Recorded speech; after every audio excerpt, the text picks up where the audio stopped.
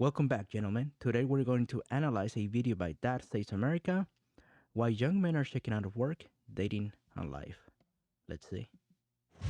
Where you look at the chart of male virginity, it jumps from 8% when the iPhone was invented, and then it immediately went up to 27% over a 10-year period. And that's due to the We all introduction know of dating why. apps. And keep in mind, over 60% of relationships today are started online. For Gen Z, I'm going to guess it's higher. And dating It's going to the get even harem higher. effect. It's like Exactly. one high status male Yes. attracts all the attention of the females, and 100%, the guys. disparities Yes. there leave everybody else Exactly. like, oh, what are you, under 6'2"? Forget it. And I think I blame dating apps the most because if you were to go back to like 2015, this is a much healthier ecosystem. And there was still feminism, there was still all these other things. And then the dating apps and the screen. See, I sort of disagree with that. Let me give you like a reason why. I think the problem is economic. Like dating apps, they're like an easy scapegoat, right? We have had dating apps since the early 2000s, probably since the 1990s. The problem is, one, we like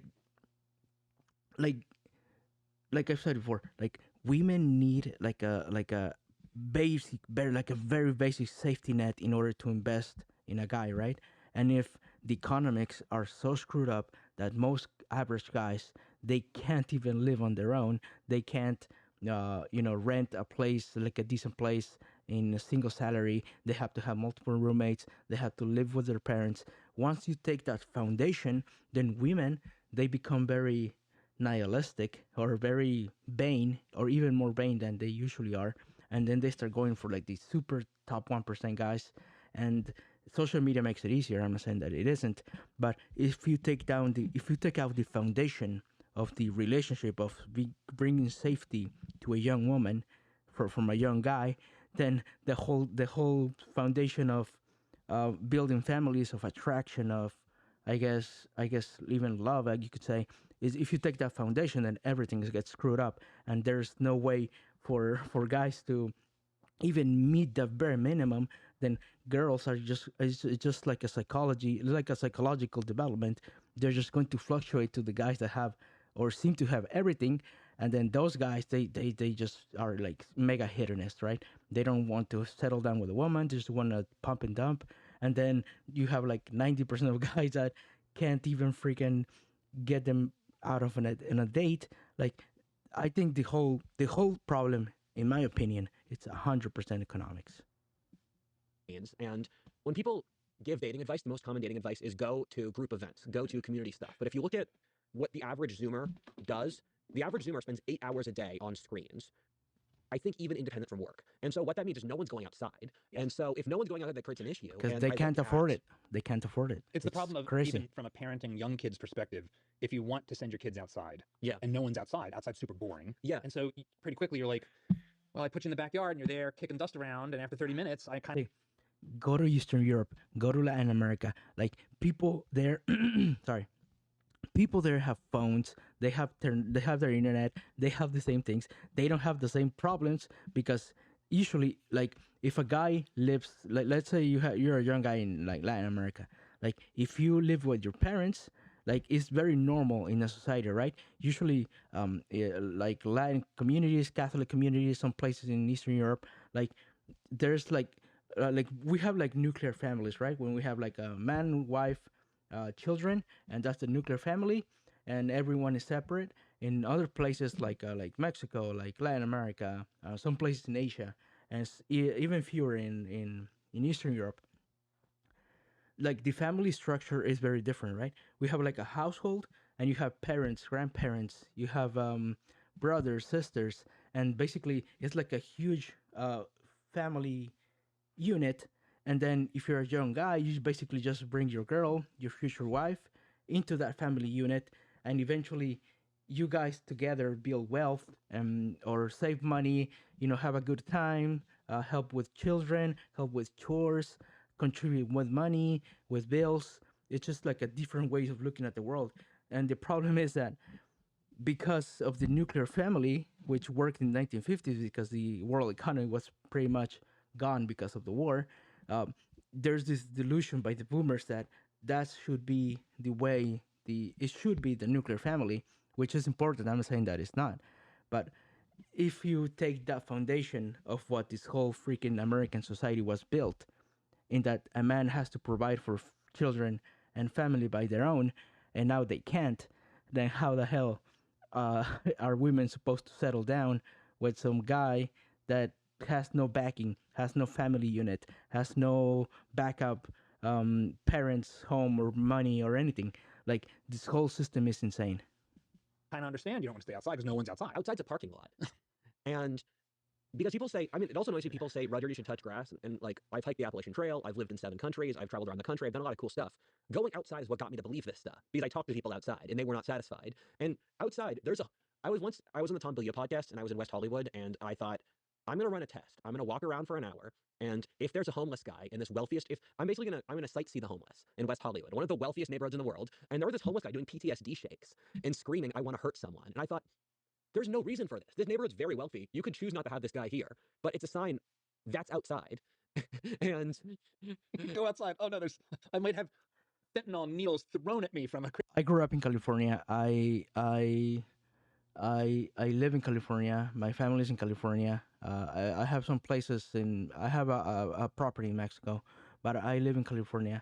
And guys, it has been bad since probably 2012, 2014, but it's gotten exponentially worse. So many homeless, like the roads are awful, so much crime. People blame Gavin Newsom. He probably had a lot to do with it.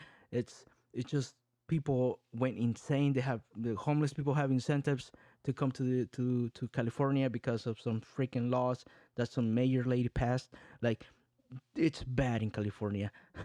Like, it's like the rents are insane, mortgages are insane, the taxes are insane, but we get absolutely fucked when it comes to services that they provide, and it's gotten so much worse. So many people are fleeing. I'm dealing with some family, I guess some illness with the family members. As soon as they get better, or God knows what happens, I'm just going to get 100% out of here. I'm just going to travel, keep traveling the world, seeing better things. It's pretty bad in California. It's awful in California. Crazy person. fentanyl's Philly's greatest export recently. It's from Kensington. And Yeah. So the dating situation is a complete catastrophe. dating apps would be the second most unequal country in the world today, where it would be behind South Africa and ahead of Venezuela. And it's the worst possible equilibrium because I know lots of guys in that top 20%, and they don't like it either. Where the guys who are doing well on the dating apps, Lies. They hedonism's 100% overrated, love it. recently found. Like the guys in that 20%, they mostly don't actually like being there. Past a certain threshold of hedonism, they do actually want to get a girlfriend or get married or that stuff. But the apps don't sort for that kind of person, and so they sleep with these. No, the thing is that they become addicts, right? If you've been around addicts, I'm sorry first, but you probably know how they work, right? Like, they don't want to be addicted, but they just need that dopamine hit. They can't settle. They can't go on with, like, without a hit for maybe, like, for a couple of weeks. Same with this, like, top 10% guys, right? They're probably depressed too. They're probably, they do want probably like a more monogamous, but it's just the addiction to women, to like easy women, essentially just get as much as they want. It's it's crushing probably too, in a different way that it is for women, of course, but they just are addicted. And even when they find like a long-term thing, they get bored, they want something else.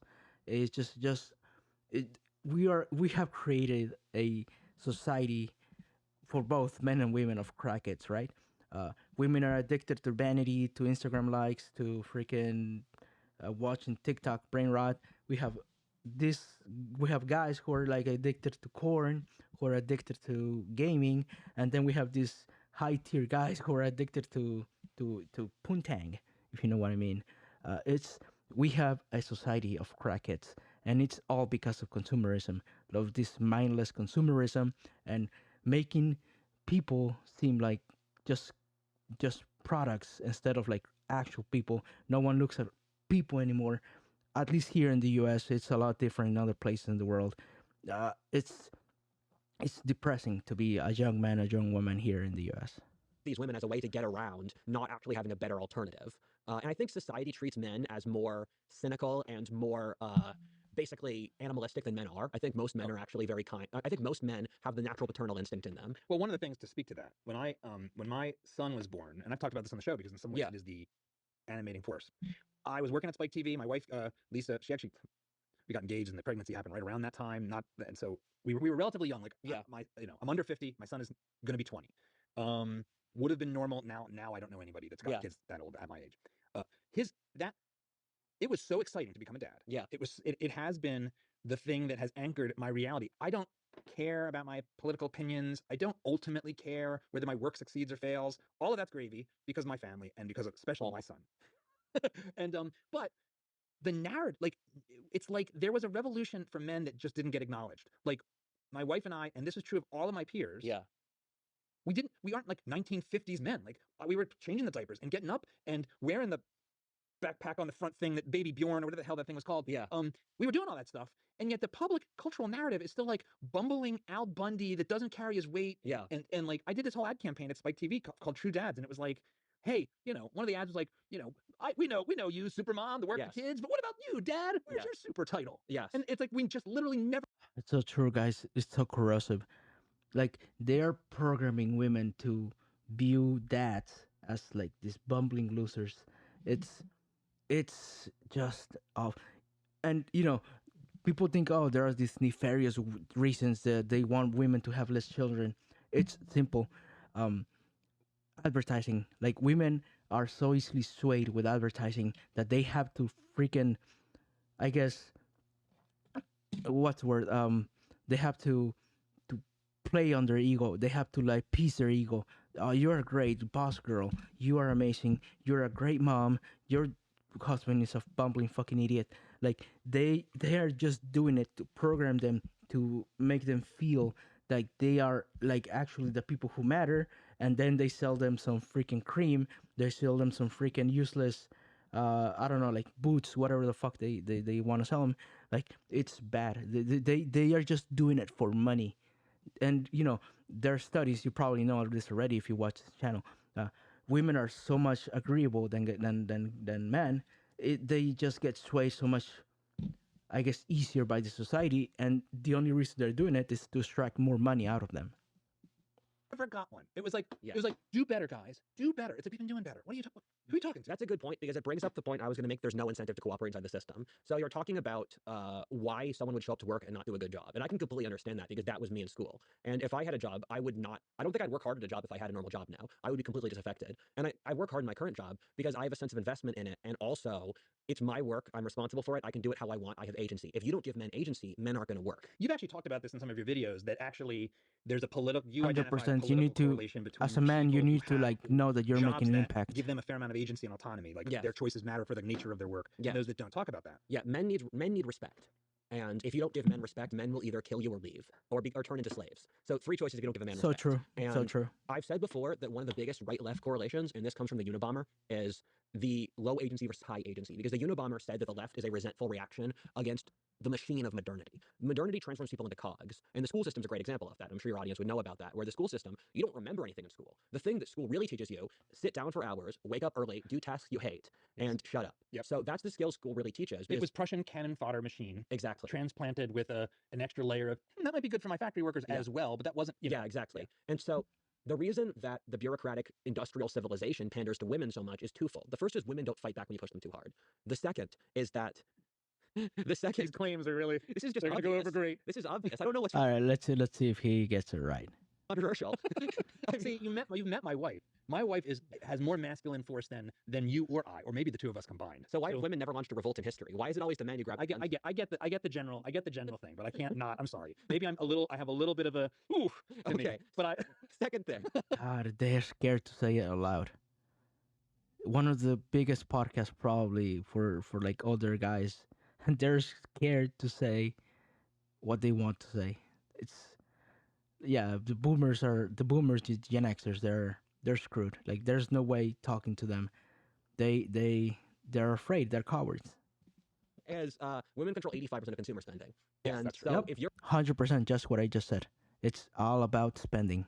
in a corporate capitalist society, and that's the case, you can see the natural pandering. And one of the things that does, I'm sorry to interrupt, but, having worked in advertising in New York City, is it does mean that ad-based business models are inescapably going to suffer from being attacked by horseshit. Yeah, exactly. By 20-something communications grads from Syracuse working at Ogilvy and Mather Yes. ethics One is what is going to drive everything. Every business that relies on ad dollars will be driven by 26-year-old Ogilvy Syracuse comms grad. Yes. I never understood how these big Yep. corporations cave to It's criticism pretty because bad. there's no incentive to do so. There's no incentive. It's like Disney as an example. Disney constantly responds to Reddit posts where they say, oh my God, this character is really gay. And this character actually is a symbol of this weird thing that you shouldn't care about. And then Disney legitimately has changed their stories to reflect subreddits. And they haven't yet realized That is so true.